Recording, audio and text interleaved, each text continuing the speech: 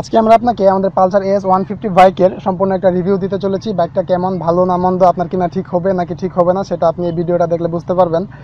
আমি মোটামুটি এই বাইকটা ব্যবহার করে আসছি 6 মাসের উপরে হয়েছে। 6 মাসে আমার যে বাস্তব অভিজ্ঞতা রয়েছে সেই অভিজ্ঞতাটা আমি আজকে আপনাদের মাঝে শেয়ার করব, যে আমি 6 মাসে এই গাড়ির ভালো কী কী পেয়েছি এবং খারাপ কী কী দিক পেয়েছি সেগুলো আপনাদেরকে বিস্তারিত তুলে দেওয়ার চেষ্টা করব। আশা করি ভিডিওটা যদি আপনি দেখেন তাহলে এই বাইক নিয়ে আপনার মনে আর কোনো প্রশ্ন থাকবে না। সো চলুন সম্পূর্ণ ভিডিওটা দেখে আসি। সবার প্রথমে আমি এই গাড়িটার নাম এবং এর দাম নিয়ে কথা বলছি আপনাকে। এটার নাম হচ্ছে বাজাজ পালসার এস 150।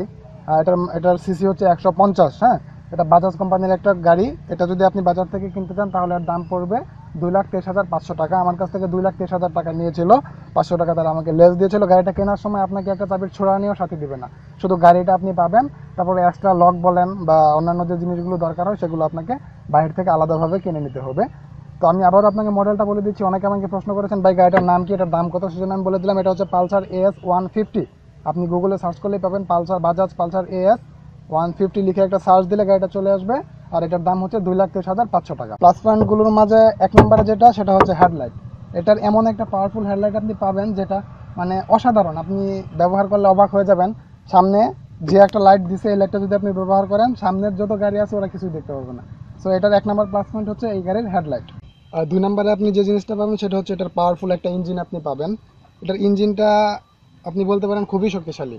এখানে ইঞ্জিন কিন্তু শক্তিশালী বলতে আমি যেটা বোঝাতে চাচ্ছি, আপনি যদি গাড়িটা টানেন এটার মানে স্পিডটা আস্তে আস্তে উপরের দিকে উঠবে, একটু স্লোলি উঠবে, কিন্তু লং জার্নিতে এটা খুবই কাজে দেয়। আর এটার আরেকটা জিনিস হচ্ছে কি, এই গাড়ি চালাতে গেলে আপনাকে আলাদা কিছু জিনিস জানতে হবে, কিছু টিপস জানতে হবে। যেমন এটার যে ইঞ্জিনটা রয়েছে, গাড়িটাই কিন্তু একটু বড়, তো ইঞ্জিনটা অবশ্যই ওই রকম। এবং এই গাড়ির ইঞ্জিনে আপনার মোবিল লাগবে 1200 গ্রাম। অন্যান্য গাড়িতে কিন্তু আমরা 1000 গ্রাম মোবিল দিয়ে থাকি, অন্যান্য যে গাড়িগুলো আছে 1000 গ্রাম মোবিল হলে গাড়িটা চলে। কিন্তু এই পালসারের এস 150 এই বাইকটাতে আপনার 1200 গ্রাম মোবিল দিতে হবে। আমরা সবসময় একটা করে মোবিল এক্সট্রা কিনে রাখি। আমরা জানি যে একটা মোবিল 1000 গ্রাম থাকে। হ্যাঁ, 1000 গ্রামের একটা রেখে দিই এবং ওইটা স্টকে থাকে সবসময়। হ্যাঁ, আপনি যখন মোবিল চেঞ্জ করতে যাবেন তখন 1000 গ্রামের একটা কিনবেন, কিনে ওই যে 1000 গ্রামের যেটা রেখে দিচ্ছেন ওইখান থেকে 200 গ্রাম এটার সাথে অ্যাড করে দিবেন। ওইটা মানে গ্যাটিস হিসেবে থাকবে সবসময়। ওইখান থেকে আপনি 200 গ্রাম করে নিয়ে এটাতে 1200 গ্রাম ফিল আপ করে ভরে দিবেন। এরপরে যে প্লাস পয়েন্টটা রয়েছে পালসার এস 150 বাইকের, সেটা হচ্ছে আর মাইলেজ। গাড়িটা কিন্তু একদম ছোটো না, মোটামুটি বড় সাইজের একটা গাড়ি। সেই হিসাবে এই গাড়িটা 1 লিটার তেলে সর্বোচ্চ হলে 30 কিলো 35 কিলো যাওয়ার কথা। কিন্তু পালসার এস 150 এই বাইকটাতে আপনি মাইলেজ পাবেন প্রতি লিটারে 50 কিলোমিটার প্লাসও হয়, মাঝে মাঝে নতুন অবস্থায় 50-এর উপরে যায়, 51-52 এরকম চলে। কিন্তু যখন একটু বয়স হয় 1 বছর 1.5 বছর চালানোর পরে রেগুলার মাইলেজ হচ্ছে এটার 45, মানে 45-এ আইসা এটা স্থগিত হবে। আপনি শুরুতে 50 পাবেন প্রতি লিটারে। সো এটা অবশ্যই ভালো একটা প্লাস পয়েন্ট। এরপরে এটার যে প্লাস পয়েন্ট সেটা হচ্ছে এটার কন্ট্রোলিং সিস্টেমটা। বিশেষ করে এটার যে ব্রেকটা রয়েছে, আপনি যদি গাড়িটা 120 অবধি টানেন সেখান থেকে আপনি চাইলে খুব ইজিভাবে মাত্র 5 সেকেন্ডের ভিতরে গাড়িটা কন্ট্রোল করে ফেলতে পারবেন। এটার ব্রেক এত ভালো যেটা আমি আপনাকে বলে শেষ করতে পারবো না। আপনি অন্যান্য গাড়ির সাথে তুলনা করলে কন্ট্রোলিং সিস্টেমটা এটা সবচেয়ে টপে থাকবে, এটা আমি গ্যারান্টি। আপনি খুব ইজিভাবে চালাইতে আলাদা একটা কমফোর্টেবল, আলাদা একটা আস্থা আছে। গাড়ির যদি ব্রেকিং সিস্টেম ভালো না থাকে সেই গাড়ি টাইনা কিন্তু মজা নাই।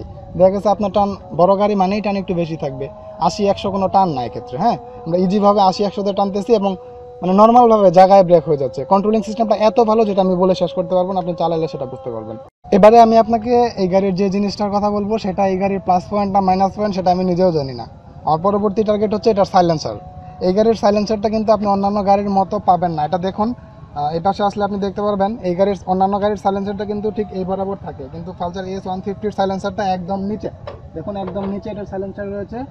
এবং অনেকের ধারণা হয় এরকম যে এই গাড়িটা সাইলেন্সারটা নিচে থাকার কারণে হয়তো যদি কেউ পানিতে গাড়িটা ড্রাইভ করতে যায় সেক্ষেত্রে তার গাড়িটা হয়তো চলবে না, হয়তো বন্ধ হয়ে যাবে। কিন্তু এটা কখনোই না। আমি আপনাকে একটা ভিডিও ক্লিপ দেখাচ্ছি, আপনি দেখুন। এই গাড়িটা পানিতেও, যদি আপনার সাইলেন্সারটা পানির নিচেও থাকে, আপনি যদি সাগরের মাঝখান দিয়েও গাড়িটা ড্রাইভ করতে চান আপনি চাইলে গাড়িটা ড্রাইভ করতে পারবেন। অন্যান্য গাড়িতে এই সুবিধাটা আপনি পাবেন না। বিভিন্ন সময় দেখা যায় কেউ কেউ যদি রাস্তায় পানি থাকে গাড়িটাকে ড্রাইভ করতে চাইলে সাইলেন্সার থেকে পাইপ এনে উপরে দিয়ে তারপরে গাড়ি ড্রাইভ করে। কিন্তু পালসার এস 150 বাইকের ক্ষেত্রে আপনাকে এই কাজটা করতে হবে না। যত পানি থাকুক আপনি জাস্ট নিচে দিয়ে চলে যাবেন, তাহলে হয়ে যাবে। ভিডিও ক্লিপটা দেখে আপনি হয়তো এতক্ষণে ব্যাপারটা বুঝে গেছেন। আমার পরবর্তী টার্গেট হচ্ছে পালসার এস 150 বাইকের সামনের ডেকোরেশনটা, সামনের ড্যাশবোর্ডটা। মূলত এটা অসাধারণ একটা লুকিং। সম্পূর্ণ গাড়িতে কি হচ্ছে না হচ্ছে সেই সম্পূর্ণটা এখানে শো করবে। আপনার গাড়িতে কোথাও যদি একটা নাট পর্যন্ত লুজ হয় সেটা এখানে শো করবে, একটা স্যালাইড চিহ্ন চলে আসবে। আর আপনার স্ট্যান্ডটা যদি, আমরা বিভিন্ন সময় গাড়ি ড্রাইভ করার সময় সাইড স্ট্যান্ড যেটা সেটা ওঠাতে ভুলে যাই। আপনি যদি সাইড স্ট্যান্ডটা না ওঠান তাহলে সেটাও এখানে মিটারে শো করবে যে আপনি স্ট্যান্ডটাকে ওঠান না, এটা এখানে লেখা থাকবে স্লাইড স্ট্যান্ড। আর যদি আপনি স্ট্যান্ডটাকে তুলে ফেলেন তাহলে লেখাটা চলে যাবে। এরকম অসাধারণ কিছু ফিচার এই ড্যাশবোর্ডে রয়েছে। এখানে ডিজিটাল একটা মিটার রয়েছে, ঘড়ি দেওয়া আছে, এছাড়াও মানে মোট কথা সব মিলিয়ে গাড়ির ডেকোরেশনটা, ড্যাশবোর্ডটা অসাধারণ একটা জিনিস। তো এতক্ষণ বাবদ আপনাকে পালসার এস 150 বাইকের অনেক গুণ কীর্তন করলাম, মানে গাড়িটা খুব ভালো বললাম, কিন্তু সব জিনিসের কিন্তু ভালো এবং মন্দ দিক দুটোই থাকে। এবার আমি এই গাড়িটার খারাপ কিছু দিক আপনাদেরকে তুলে ধরবো, যদিও সেগুলো খুব একটা ইম্পর্টেন্ট না, তারপরেও এগুলো খারাপ লাগে। যে জিনিসগুলো হচ্ছে সেটা হচ্ছে এই গাড়ির লম্বাটা দেখুন। গাড়িটা এতটাই লম্বা যে আপনি যদি এটাকে জায়গায় ঘোরাতে চান তাহলে খুব ইজিভাবে ঘোরাইতে পারবেন না, এতটা লম্বা হওয়ার কারণে। এছাড়াও এটার হ্যান্ডেলটা সম্পূর্ণভাবে ঘুরে না, দেখুন এটাই হচ্ছে এটার এতটুকু ঘুরবে, আর বেশি ঘুরবে না। তো এটা কিন্তু খুবই মানে কম, আপনি যদি যখন ঘোরাতে যাবেন গাড়িটা তখন জায়গায় ঘোরাতে পারবেন না। আমরা এটাকে ঘোরানোর জন্য স্ট্যান্ড ব্যবহার করে এক টানে ঘুরাই ফেলতে পারি, সেটা সব জায়গায় সম্ভব হয় না। সো আপনি যদি রাস্তায় এটাকে ঘোরাতে চান তাহলে খুব ইজিভাবে এটা ঘোরাতে পারবেন। এরপরে যে প্রবলেমটা সেটা হচ্ছে এটার গিয়ার শিফটিংটা। শুধু এই গাড়ির না, মোটামুটি বড় ধরনের যে গাড়িগুলো আছে সব গাড়িতে এই একই সমস্যাটা থাকে। এটা হচ্ছে আপনি যদি এটা গিয়ারটা করতে চান তাহলে কিন্তু নিচে থেকে এভাবে করতে হবে, কারণ এটার পিছনে কোনো অপশন নাই। ফালাইতে হলে এভাবে ফালাইতে হবে বা তুলতে হলে এভাবে করতে হবে। সেক্ষেত্রে যারা একটু অফিসিয়ালি গেট আপ নিয়ে থাকেন, মানে শু টু পরে থাকেন, তারা যদি গিয়ারটাকে ওঠাতে নামাতে চান তাহলে শুয়ের ঠিক এই জায়গায় দাগ পড়ে যাবে। সব জায়গায় সবসময় যদি এটা আপনি ব্যবহার করতে থাকেন তাহলে আপনার জুতা মানে আপনার শুয়ে দাগটা পড়ে যেতে পারে। এটা হচ্ছে মোটামুটি একটা প্রবলেম, যদিও এটা বিগ কোনো প্রবলেম না, তারপরে অনেকের কাছে এটা বড় ধরনের প্রবলেম হতে পারে, আপনাদের এটা জেনে রাখা উচিত। সো এটা আপনারা মাথায় রাখবেন, তারপরে যদি আপনার ইচ্ছা হয় তাহলে আপনি এটা কিনতে পারেন। তো এরপরে যে প্রবলেমটার কথা বলবো সেটা মূলত কোনো প্রবলেম না, তারপরে অনেকের কাছে সেটা একটা প্রবলেম যে এত বড় গাড়ির এরকম একটা চাকা। দেখুন আপনি যদি এই বাইকের চাকাটার দিকে তাকান তাহলে এটা একটু চিকন মনে হবে আপনার কাছে, খুব একটা মোটা মনে হবে না। মূলত এটার কারণ হচ্ছে এটার মাইলেজ। যেসব গাড়ির চাকাটা একটু মোটা থাকে সেসব গাড়ি কিন্তু মাইলেজ কম হয়, মানে তেল একটু কম যায়। সো সেই কারণে এই গাড়ির চাকার দুটাকে একটু চিকন করে দেওয়া হয়েছে, কিন্তু এটা নিয়ে আপনার টেনশন করার কিছু নাই, গাড়িটা কখনোই স্লিপ করবে না। অন্যান্য গাড়ি যেরকমভাবে চাকা চিকন থাকলে স্লিপ হওয়ার সম্ভাবনা থাকে, এই বাইকটাকে আপনি কখনোই স্লিপ করাতে পারবেন না।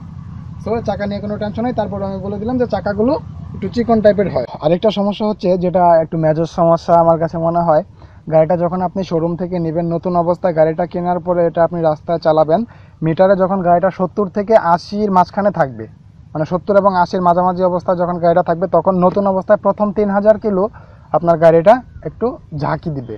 ভাইব্রেশন না, এটা মানে আমরা গাড়িতে যদি তেল কম পায় সেক্ষেত্রে গাড়িটা যেরকম একটু ঝাঁকায় সেরকম একটু ঝাঁকি দিবে। মানে প্রথম থেকে শুরু করে ফার্স্ট 3000 কিলো 2500 কিলো এই সমস্যাটা থাকবে। যখন আপনি গাড়িটা 70 এবং 80-র মাঝামাঝি একটা টান থাকবে এবং আপনার গাড়িটা 3000 কিলোর আগে থাকবে, সেই সময় এই প্রবণতা থাকবে, হালকা একটু ঝাঁকি দিবে। যদি আপনি 80-র উপরে টান উঠায় ফেলেন সেক্ষেত্রে আর ঝাঁকিটা থাকবে না। যদি আপনি 70-এর নিচে টানেন সেক্ষেত্রে ঝাঁকিটা থাকবে না। যখন আপনি 3000 কিলো চালায় ফেলবেন তখন আর যত ইচ্ছা তত টানেন, এই গাড়িটা কোনো ঝাঁকি টাকি দিবে না। মূলত এটা মেজর কোনো সমস্যা না, সব নতুন গাড়িতেই, মানে পালসারের এই মডেলের সব নতুন গাড়িতে এই সমস্যাটা থাকে এবং এটা 3000 কিলোর পরে অটোমেটিক ঠিক হয়ে যাবে। এই বাইকের আরেকটা প্রবলেম বলতে গেলে বলা যায় এটার যে সেফ বাম্পারটা রয়েছে সেটা দেখুন। এত সাইজের একটা বাইক, যে বাইকের কিনা এরকম চিকন একটা সেফ বাম্পার, যদিও আমি এটাকে পরবর্তীতে আরও এক্সট্রা দিয়ে মুড়ায় রাখছি সেজন্য এটা মোটা মনে হচ্ছে, কিন্তু অরিজিনালি এটা আপনার ঠিক আঙ্গুলের মতোই চিকন হবে। হ্যাঁ, সো এত বড় গাড়ির পক্ষে এই সেভিং বাম্পারের পক্ষে এটা বহন করা সম্ভব হয় না। সো আপনার গাড়িটা যদি কখনো ক্রাশ খায় সেক্ষেত্রে এই সেফ বাম্পার আপনার গাড়িটাকে সেভ করতে পারবে না। এরপরে যে সমস্যাটার কথা আমি বলবো সেটা সবার জন্য সমস্যা না, কিছু কিছু মানুষের জন্য সমস্যা হবে, সেটা হচ্ছে বাইকের উচ্চতা। এটা মোটামুটি ভালোই উঁচু, এবং যদি 5 ফুট 5 ইঞ্চির বা 6 ইঞ্চির নিচে কোনো মানুষ হয় সেক্ষেত্রে সে এটা কোনোভাবেই কন্ট্রোল করতে পারবে না। আপনি যদি এই ব্যাগটা কিনে যান তাহলে আপনাকে কমপক্ষে 5 ফিট 5 ইঞ্চি হতে হবে আর তার উপরে। আমি নর্মালি 5 ফুট 7 ইঞ্চি, তারপরে আমার এটা চালাতে গেলে সমস্যা হয় না, কিন্তু আমি 2টা পাও একসাথে নামাইতে পারি না। যদিও আমার সমস্যা হয় না, কিন্তু আমি যদি 2 পা একসাথে মাটিতে নামাইতে চাই সেক্ষেত্রে আমি করতে পারি না। এক পায়ের ঘোরালি পড়লে আরেক পায়ের ঘোরালি আমি নিচে ফেলতে পারি না। সো এটার উচ্চতাটা মাথায় রেখে তারপরে আপনি বাইকটা কেনার চেষ্টা করবেন।